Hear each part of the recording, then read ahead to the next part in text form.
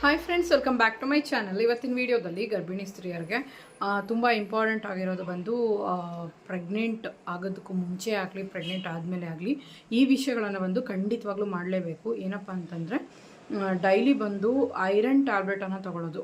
ಪ್ರೆಗ್ನೆನ್ಸಿಗೂ ಮುಂಚೆನೇ ಬಂದು ನೀವೇನಾದರೂ ಪ್ರೆಗ್ನೆನ್ಸಿಗೆ ನಾನು ಟ್ರೈ ಮಾಡ್ತಾಯಿದ್ದೀನಿ, ನನಗೆ ಬೇಬಿ ಬೇಗ ಕನ್ಸೀವ್ ಆಗಬೇಕು, ನನಗೆ ಯಾವುದೇ ರೀತಿ ಪ್ರಾಬ್ಲಮ್ ಆಗಬಾರ್ದು, ಒಳ್ಳೆ ರೀತಿಯಾಗಿ ಪ್ರೆಗ್ನೆನ್ಸಿ ಅನ್ನೋದು ಕನ್ಫರ್ಮ್ ಆಗಬೇಕು, ಬೇಬಿ ಒಳ್ಳೆ ರೀತಿಯಾಗಿ ಫಾರ್ಮ್ ಆಗಬೇಕು, ಹೆಲ್ದಿ ಬೇಬಿ ಹುಟ್ಟಬೇಕು.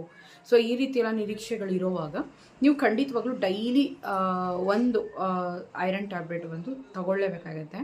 ಇದು ಏನಕ್ಕೆ ಅಂತಂದರೆ ಮಗುವಿನ ಬೆಳವಣಿಗೆಗೆ ಹೆಲ್ಪ್ ಆಗೋದ್ರ ಜೊತೆಗೆ ನಿಮ್ಮ ಗರ್ಭಕೋಶವನ್ನು ಒಳ್ಳೆ ರೀತಿಯಲ್ಲಿ ಕಂಡೀಷನಲ್ಲಿ ಇಡೋದಕ್ಕೋಸ್ಕರ. ತುಂಬ ಜನರಿಗೆ ಐರನ್ ಡಿಫಿಷಿಯನ್ಸಿ ಇರೋವಾಗ ಗರ್ಭಕೋಶದ ಒಂದು ವಾತಾವರಣ ಬಂದು ಅಷ್ಟು ಹೆಲ್ದಿಯಾಗಿರಲ್ಲ, ಸುಸ್ತಿರುತ್ತೆ, ಅನಿಮಿಕ್ ಆಗಿರ್ತಾರೆ, ಏನೇ ಊಟ ಮಾಡಿದ್ರು ಕೂಡ ಸುಸ್ತು, ಓಡಾಟ. ಸೊ ಒಂದು ವೇಳೆ ಮೇಲೆ ನೀವು ಫ್ಲೋರಲ್ಲಿ ಇದ್ದೀರಾ ಅಂತಂದರೆ ಮೆಟ್ಲೆಕ್ಕಿ ಕೆಳಗಡೆ ಏನಾದರೂ ಓಡಾಡೋಕ್ಕೆ ಹೋಗ್ತೀರಾ ಅಂತಂದರೆ, ಇಲ್ಲ ಅಂತಂದರೆ ಏನೋ ಒಂದು ಬಿಂಗೆ ಎತ್ಕೊಂಬಂದರೆ, ಇಲ್ಲ ಎಲ್ಲಾದರೂ ಹೋಗಿ ಬಂದರೆ ಏನೋ ಜಾಸ್ತಿ ಕೆಲಸ ಮಾಡಿದಷ್ಟು ಆಯಾಸ ಆಗ್ತಾ ಇರುತ್ತೆ. ಮತ್ತು ಮನೇಲೆ ಸಿಂಪಲಾಗಿ ಏನಾದರೂ ಒಂದು ಅಡುಗೆ ಮಾಡಿದ್ರೆ ಕುತ್ಕೋಬೇಕಪ್ಪ ಅನಿಸುತ್ತೆ, ಎದೆ ಉಬ್ಸ ಆಗೋದು, ಒಂಥರ ಉಸಿರನ್ನ ಜಾಸ್ತಿ ತೊಗೊಳೋದು, ಬ್ರೀದ್ ಆಗೋ ಥರ ಬ್ರೀದ್ ತೊಗೋಬೇಕು ಅಂತ ಅನಿಸುತ್ತೆ. ಬಿಸಿನೀರಿನ ಸ್ನಾನ ಮಾಡಿ ತಕ್ಷಣವೇ ಒಂಥರ ಸುಸ್ತಾಗ್ಬಿಡುತ್ತೆ, ತಲೆ ಸುತ್ತಿರುತ್ತೆ, ಸೊ ಕೂದಲು ಜಾಸ್ತಿ ಉದುರ್ತಾ ಇರುತ್ತೆ. ಇದಕ್ಕೆಲ್ಲ ರೀಸನ್ ಬಂದು HB ಲೆವೆಲ್ ಬಂದು ಕಮ್ಮಿ ಆಗೋದು. HB ಲೆವೆಲ್ ಕಮ್ಮಿ ಆಗೋಯ್ತು ಅಂತಂದರೆ ಪ್ರೆಗ್ನೆನ್ಸಿ ಕನ್ಫರ್ಮ್ ಆಗೋದಕ್ಕೂ ಕಷ್ಟ. ಮತ್ತು ಬಂದು ನಿಮಗೆ ಪ್ರೆಗ್ನೆನ್ಸಿ ಆದಮೇಲೆ ಒಂದು ವೇಳೆ ಹಾಗೆ ಹೀಗೇನೋ ದೇವ್ರ ದಯೆಯಿಂದ ನೀವು ಪ್ರೆಗ್ನೆಂಟ್ ಆದ್ರಿ ಅಂತಂದರೂ ಕೂಡ ಆ ಪ್ರೆಗ್ನೆನ್ಸಿನ ಬಂದು ಉತ್ತಮವಾದ ರೀತಿಯಲ್ಲಿ ಕಾಪಾಡ್ಕೊಳ್ಳೋದು ಒಂದು ರೀತಿ ಕಷ್ಟ. ಅನಿಮಿಕ್ ಆಗೋಗ್ತಾರೆ, ತುಂಬ ವೀಕ್ ಹೋಗ್ತಾರೆ, ಮುಖ ಎಲ್ಲ ಬಿಳ್ಸ್ಕೊಳ್ಳುತ್ತೆ, ಕೈಕಾಲೆಲ್ಲ ಸುಸ್ತಾಗುತ್ತೆ, ನೋಡೋದಕ್ಕೆ ದಪ್ಪವಾಗಿ ಗುಂಡುವಾಗಿರ್ತಾರೆ ನೋಡಿದ್ರೆ. ಆದರೆ ಏನಪ್ಪ ಇಷ್ಟು ಚೆನ್ನಾಗಿದ್ದಾರೆ ಇವರು ಅಂತ ನಮ್ಗೆ ಅನಿಸುತ್ತೆ, ಆದರೆ ಅಷ್ಟು ವೀಕಾಗಿರ್ತಾರೆ. ಇದಕ್ಕೆಲ್ಲ ರೀಸನ್ ಬಂದು ಮೇಯ್ನಾಗಿ ಅನಿಮಿಕ್ ಆಗಿರೋದು. ಸೊ ಇದನ್ನು ಸರಿ ಮಾಡ್ಕೋಬೇಕು. ನೀವೇನಾದರೂ ಆಫ್ಟರ್ ಪ್ರೆಗ್ನೆನ್ಸಿನೂ ಇದೇ ಥರ ಇತ್ತು ಅಂದರೆ ಖಂಡಿತವಾಗ್ಲೂ ಬೇಬಿ ಫಾರ್ಮ್ ಆದಮೇಲೆ ಬೇಬಿಗೂ ರಕ್ತ ಬೇಕು, ಬೇಬಿಗೂ ನ್ಯೂಟ್ರಿಷನ್ ಲೆವೆಲ್ ನಿಮ್ಮ ದೇಹದಿಂದ ಹೋಗುತ್ತೆ. ಸೊ ಆವಾಗ ತುಂಬಾ ವೆಯ್ಟ್ ಲೋ ಆಗ್ತೀರಾ, ತುಂಬ ವೆಯ್ಟ್ ಲಾಸ್ ಆಗೋಗ್ತೀರಾ, ತುಂಬಾ ಕಷ್ಟ ಆಗುತ್ತೆ. ಡೆಲಿವರಿ ಅಷ್ಟೊತ್ತಿಗೆ ನಿಮಗೆ ಲೋ BP ಅನ್ನೋದು ಬಂದುಬಿಡುತ್ತೆ. ಸೊ ಹಾಗಾಗಿ ಫಸ್ಟಿಂದನೇ ಪ್ರೆಗ್ನೆನ್ಸಿ, ಒಂದು ವೇಳೆ ಈ ವಿಡಿಯೋ ನೋಡೋರು ನೀವು ಪ್ರೆಗ್ನೆಂಟ್ ಇನ್ನೂ ಟ್ರೈ ಮಾಡ್ತಾಯಿದ್ದೀನಿ ಅಂತಂದರೆ ಖಂಡಿತವಾಗ್ಲೂ ನಿಮಗೆ ಪ್ರೆಗ್ನೆನ್ಸಿ ಕನ್ಫರ್ಮ್ ಆಗಬೇಕು ಹೆಲ್ದಿಯಾಗಿ ಅಂತಂದರೆ ನೀವು ಧಾರಾಳವಾಗಿ ಡೈಲಿ ಒಂದೊಂದು ಫೋಲೇಟ್ ಜಿಂಕ್ ಟ್ಯಾಬ್ಲೆಟ್ ಅಂತಲೇ ಬರುತ್ತೆ, ಐರನ್ ಟ್ಯಾಬ್ಲೆಟ್ ಅಂತಲೂ ಹೇಳ್ತಾರೆ. ನೀವು ಡಾಕ್ಟ್ರ್ ಹತ್ರ ಬರೆಸ್ಕೊಂಡು ಈಚೆಗಡೆ ಒಳ್ಳೆ ರೀತಿಯಾಗಿ ತೊಗೊಳ್ಳೋದು ಇನ್ನೂ ಬೆಸ್ಟು. ಯಾಕಂದರೆ ತುಂಬ ಚೆನ್ನಾಗಿ ಕ್ವಾಲಿಟಿ ಆಗಿರೋ ಟ್ಯಾಬ್ಲೆಟ್ಸ್ನ ಬರ್ಕೊಡ್ತಾರೆ. ಆ ಥರದ್ದು ತೊಗೊಳ್ಳಿ ನೀವು. ಆವಾಗ ಟ್ಯಾಬ್ಲೆಟ್ ಹಾಕ್ಕೊಳ್ಳೋವಾಗ ನಿಮಗೆ ಉತ್ತಮವಾದ ರೀತಿಯಲ್ಲಿ ರಕ್ತ ಗೈನ್ ಆಗುತ್ತೆ. ಬರೀ ಮಾತ್ರೆಯಲ್ಲೇ ರಕ್ತ ಗೈನ್ ಆಗುತ್ತೆ ಅಂದರೆ ಮಾತ್ರೆಯಲ್ಲೂ ರಕ್ತ ಗೈನ್ ಆಗುತ್ತೆ, ಬಟ್ ಅದು ಒಂದು ರೀತಿ ಸಪೋರ್ಟಿವ್ ಆಗಿರುತ್ತೆ. ಈಗ ಡೈಲಿ ಬಂದು ನಮಗೊಂದು ಇಷ್ಟು MG ಅಂತ ಒಂದು ರಕ್ತ ವೃದ್ಧಿ ಆಗೋದಕ್ಕೆ ಇಷ್ಟು MG ಅಂತ ಹೇಳಿ ನಮಗೆ ಐರನ್ ಕಂಟೆಂಟ್ ಬೇಕು. ಅದು ನಾವು ತಿನ್ನೋ ಎಲ್ಲ ಫುಡ್ಡಲ್ಲೂ ಐರನ್ ಕಂಟೆಂಟ್ ಬಂದು ಅಬ್ಸಾರ್ಬ್ ಆಗುತ್ತೆ ಅಂತ ಗೊತ್ತಿಲ್ಲ. ಸೊ ಹಾಗಾಗಿ ಸಪೋರ್ಟಿವ್ ಆಗಿರಲಿ ಅಂತಲೇ ಟ್ಯಾಬ್ಲೆಟ್ನ ಬಂದು ರೆಫರ್ ಮಾಡ್ತಾರೆ. ಡೈಲಿ ಒಂದೊಂದು ಟ್ಯಾಬ್ಲೆಟ್ ತೊಗೊಳ್ಳೋದು ಬಂದು ತುಂಬಾ ಮುಖ್ಯ. ಅದ್ರ ಜೊತೆಗೆ ಸೊಪ್ಪು, ತರಕಾರಿ, ಹಣ್ಣು, ಮತ್ತು ಬಂದು ನೀವು ಬೇಳೆಕಾಳುಗಳು, ಡೇಟ್ಸು, ಇಂಥವೆಲ್ಲ ನಟ್ಸು, ಫ್ರೂಟ್ಸ್ ಇಂಥವನ್ನೆಲ್ಲ ತೊಗೊಳ್ಳೋವಾಗ ಮರಿದೆ ತಪ್ಪದೆ ದಿನ ಒಂದೊಂದು ಆರೆಂಜ್ ತೊಗೊಳ್ಳೋವಾಗ ಆರೆಂಜಲ್ಲಿರುವಂತಹ ಸ್ಪೆಷಲ್ ನ್ಯೂಟ್ರಿಯೆಂಟ್ಸ್ ಏನು ಮಾಡುತ್ತೆ ಅಂದರೆ ನಿಮ್ಮ ದೇಹದಲ್ಲಿ ನೀವು ತಿಂದಂತಹ ಊಟದಲ್ಲಿರುವಂತಹ ಐರನ್ ಕಂಟೆಂಟ್ ಅಬ್ಸಾರ್ಬ್ ಆಗೋದಕ್ಕೆ ಆರೆಂಜಲ್ಲಿರುವಂಥ ನ್ಯೂಟ್ರಿಯೆಂಟ್ಸ್ ಹೆಲ್ಪ್ ಮಾಡುತ್ತೆ. ಸೊ ಡೈಲಿ ಒಂದೊಂದು ಆರೆಂಜ್ ತೊಗೊಳೋದು ತುಂಬಾ ಮುಖ್ಯ. ಎಲ್ಲ ರೀತಿ ಫ್ರೂಟ್ಸು, ಉದಾಹರಣೆಗೆ ಒಂದು ಪೊಮಗ್ರನೇಟು, ಆ್ಯಪಲು, ಮತ್ತು ಬಂದು ನಿಮ್ಗೆ ಏನು ಸೀಸನಲ್ ಫ್ರೂಟ್ಸು, ಪಪಾಯ ಮತ್ತು ಪೈನಾಪಲ್ ಈ ಒಂದು ಬೇಸಿಗೆ ಸೀಸನ್ ಇರೋದ್ರಿಂದ ಅದನ್ನು ಹೊರತುಪಡಿಸಿ ಮಿಕ್ಕಿದೆಲ್ಲ ಫ್ರೂಟ್ಸನ್ನು ಧಾರಾಳವಾಗಿ ದಿನ ಸ್ವಲ್ಪ ಒಂದೊಂದು ಬಟ್ಲಷ್ಟು ನೀವು ತಿನ್ಕೊಂಬಂದರೆ ರಕ್ತನೂ ಗೈನ್ ಆಗುತ್ತೆ. ಆಫ್ಟರ್ ಪ್ರೆಗ್ನೆನ್ಸಿ 3 ಮಂತಲ್ಲಿ ನಿಮಗೆ ನಿಮ್ಮ ರಕ್ತವನ್ನು ಚೆಕ್ ಮಾಡುವಾಗ ನಿಮ್ಮ ರಕ್ತದ DL ಬಂದು ಮಿನಿಮಮ್ 10 DL ಆ ರೀತಿ ಇರುತ್ತೆ. ಕೆಲವ್ರಿಗಂತೂ 6 DL ಆ ರೀತಿ ಇರುತ್ತೆ. ಬಟ್ ಹಾಗೇ ಇರುತ್ತೆ ಅಂತ ಅಂದ್ಕೋಬೇಡಿ. ನೀವು ಒಂದು 7 ತಿಂಗಳು 8 ತಿಂಗಳು ಆಗ್ತಿದ್ದ ಹಾಗೆ ದಿಢೀರಂತ ರಕ್ತ ಕಡಿಮೆ ಆಗುತ್ತೆ. ಸೊ ಹಾಗಾಗಿ ರಕ್ತ ಹಾಗೇ ಇರುತ್ತೆ. ನನಗೆ ಈಗ ರಕ್ತ 10 DL ಇದೆ ಸಾಕಪ್ಪ ಅಂತ ನೀವು ಅಂದ್ಕೊಂಡ್ರೆ ಅದು ತಪ್ಪು. ಯಾಕಂದರೆ ರಕ್ತ ಅನ್ನೋದು ನಿಮಗೆ ಡೆಲಿವರಿ ಅಷ್ಟೊತ್ತಿಗೆ ಬೇಬಿಗೆಲ್ಲನೂ ಹೋಗೋದ್ರಿಂದ ರಕ್ತದ ಪ್ರಮಾಣ ತುಂಬ ಕಮ್ಮಿ ಆಗುತ್ತೆ.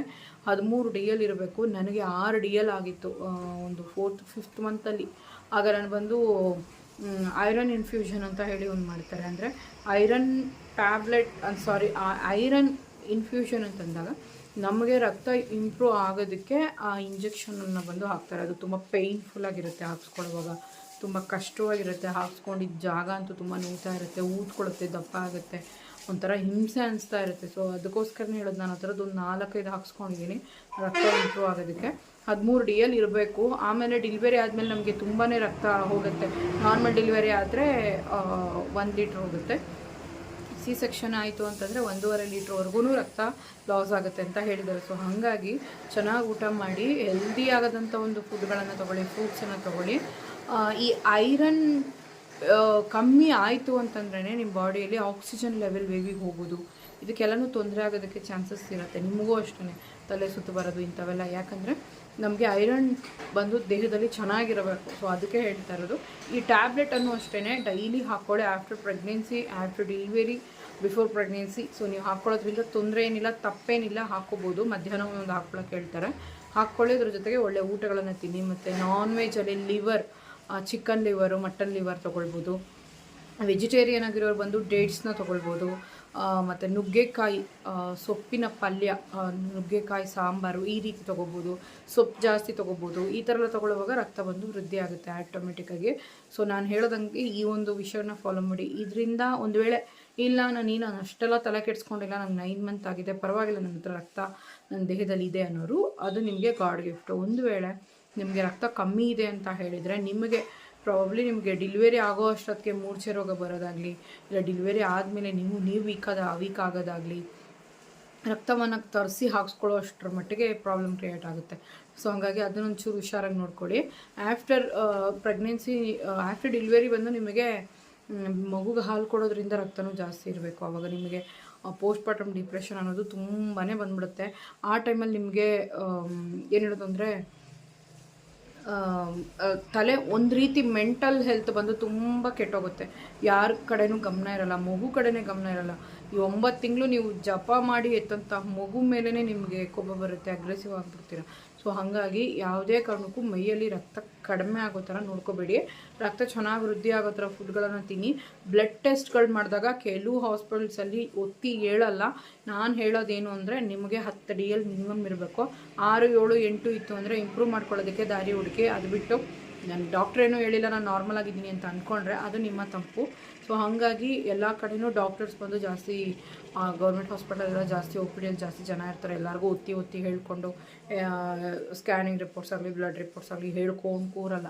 ಕೆಲವ್ರು ಏನು ಹೇಳ್ತಾರೆ ಅಂದರೆ, ಚೆನ್ನಾಗಿ ಊಟ ಮಾಡಮ್ಮ, ಚೆನ್ನಾಗಿ ಅದು ಇದು ತಿನ್ನಮ್ಮ ಅಂತ ಹೇಳಿ ಕಳಿಸ್ತಾರೆ. ಅದು ಬಿಟ್ಟರೆ ಒತ್ತಿ ಎಲ್ಲ ಹೇಳಲ್ಲ ಬಿಡಿಸಿ. ಸೊ ಹಂಗಾಗಿ ನೀವು ನೋಡ್ಕೊಳ್ಳಿ ರಿಪೋರ್ಟಲ್ಲಿ 10 DL ಇರಬೇಕು. ಮಿನಿಮಮ್ 9, 8 ಇತ್ತು ಅಂದರೆ ಅದನ್ನು ಇಂಪ್ರೂವ್ ಮಾಡ್ಕೊಳ್ಳೋದಕ್ಕೆ ಏನು ಮಾಡಬೇಕು ಅದನ್ನೆಲ್ಲ ನೋಡಿ ಸಲಹೆ ತೊಗೊಳ್ಳಿ ಡಾಕ್ಟ್ರ್ ಹತ್ರ.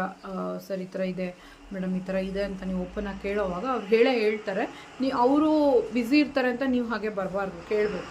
ಸೊ ಇಷ್ಟು ವಿಷಯ ನೀವು ಫಾಲೋ ಮಾಡಿಕೊಂಡ್ರೆ ಖಂಡಿತವಾಗ್ಲೂ ಮಗುಗೂ ಅಷ್ಟೇ ಒಳ್ಳೆ ಡೆವಲಪ್ಮೆಂಟ್ ಇರುತ್ತೆ, ನಿಮಗೂ ಹೆಲ್ತ್ ಚೆನ್ನಾಗಿರುತ್ತೆ. ಆಫ್ಟರ್ ಡೆಲಿವರಿ ಸಮೇತ ನಾನು ಹೇಳ್ತಾ ಇದ್ದೀನಿ, ಪ್ರೆಗ್ನೆನ್ಸಿಗೂ ಮುಂಚೆ, ಪ್ರೆಗ್ನೆಂಟ್ ಆದಮೇಲೆ, ಬೇಬಿ ಆದಮೇಲೆ, ಈ 3 ಸ್ಟೇಜಲ್ಲೂ ನಮಗೆ ಐರನ್ ಡಿಫಿಷಿಯನ್ಸಿ ಆಗಬಾರ್ದು. ಇದು ಹೆಣ್ಮಕ್ಕಳು ಗಮನಿಸ್ಬೇಕಾದಂಥ ವಿಷಯ. ಸೊ ಇದನ್ನು ಅಸಡ್ಡೆ ಮಾಡಿದ್ರೆ ಖಂಡಿತವಾಗ್ಲೂ ಪ್ರಾಬ್ಲಮ್ಸ್ ತಪ್ಪಿದ್ದಿಲ್ಲ. ಸೊ ಇದನ್ನು ಬಂದು ನೋಡ್ಕೊಳ್ಳಿ. ನನಗೆ ಫಸ್ಟ್ ಪ್ರೆಗ್ನೆನ್ಸಿಗೂ ರಕ್ತ ಕಡಿಮೆ ಆಯಿತು. ಸೆಕೆಂಡ್ ಪ್ರೆಗ್ನೆನ್ಸಿಗೆ ಆ ರೀತಿ ಯಾವುದು ರೀಸನ್ಸ್ ಇರಲಿಲ್ಲ. ಆಫ್ಟರ್ ಡೆಲಿವರಿ ಏನೂ ಆ ಥರ ಪ್ರಾಬ್ಲಮ್ ಇರಲಿಲ್ಲ. ಬಟ್ ಈ ಒಂದು ನನಗೆ ಈಗ ಕೂಡ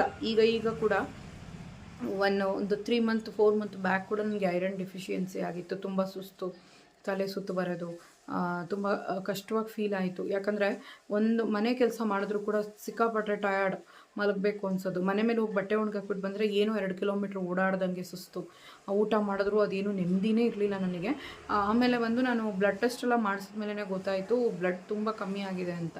ಸೊ ಆಲ್ಮೋಸ್ಟ್ ನನಗೆ 10 DL ಪಾಯಿಂಟ್ ಏನೋ ಇತ್ತು, ನನಗೆ 13 ಇರಬೇಕಂತೆ. ಆಮೇಲೆ ಟಾನಿಕ್ಸು, ಟ್ಯಾಬ್ಲೆಟ್ಸ್ ಎಲ್ಲ ರೆಫರ್ ಮಾಡಿದ್ರು. ಕಂಟಿನ್ಯೂಸ್ ಆಗಿ ತೊಗೊಂಡ್ಮೇಲೆ ಈಗ ಪರವಾಗಿಲ್ಲ, ಆರಾಮಾಗಿದ್ದೀನಿ. ಸೊ ನಾವು ಹೆಣ್ಮಕ್ಳು ಯಾವಾಗಲೂ ಅಷ್ಟೇ, ಯಾಕಂದರೆ ನಮಗೆ ಪೀರಿಯಡ್ಸ್ ಆಗುತ್ತೆ. ಸೊ ಪ್ರೆಗ್ನೆನ್ಸಿಗೂ ಮುಂಚೆ ಬೇಬಿ ಫಾರ್ಮ್ ಆಗೋದಕ್ಕೆ ಬಾಡಿಯಲ್ಲಿ ನ್ಯೂಟ್ರಿಯೆಂಟ್ಸ್ ಹೋಗುತ್ತೆ. ಆಫ್ಟರ್ ಪ್ರೆಗ್ನೆನ್ಸಿ ಬೇಬಿ ಫಾರ್ಮ್ ಆಗೋದಕ್ಕೆ ನಮ್ಮಿಂದ, ಬೇಬಿ ಗ್ರೋತ್ ಆಗೋದಕ್ಕೆ ನಮ್ಮಿಂದ ರಕ್ತ ಹೋಗುತ್ತೆ, ನ್ಯೂಟ್ರಿಯೆಂಟ್ಸ್ ಹೋಗುತ್ತೆ. ಆಫ್ಟರ್ ಡೆಲಿವರಿ ಬೇಬಿಗೆ ಮಿಲ್ಕ್ ಕೊಡಬೇಕು. ಸೊ ಇದೆಲ್ಲ ಯೋಚನೆ ಮಾಡಿ, ನಮ್ಮ ಮೈಯನ್ ಮಿಷಿನನ್ನು ಡೈಲಿ 1 ಲೀಟ್ರ್ ರಕ್ತ ತಯಾರು ಮಾಡೋದಕ್ಕೆ. ಸೊ ನಾವು ಚೆನ್ನಾಗಿ ಊಟ ಕೊಟ್ರೇ ಅದು ನಮಗೆ ಒಳ್ಳೆ ಎನರ್ಜಿ ಕೊಡೋದು. ಸೊ ಇದನ್ನು ಮನಸ್ಸಲ್ಲಿ ಇಟ್ಕೊಂಡು ಆಲ್ಮೋಸ್ಟ್ ಚೆನ್ನಾಗಿ ಹೆಲ್ತಾಗಿ ನೋಡ್ಕೋತೀರಾ ಅನ್ಕೋತೀನಿ. ಈ ವಿಡಿಯೋನ ಕಮೆಂಟ್ ಮಾಡಿ. ಟೇಕ್ ಕೇರ್, ಬಾಯ್.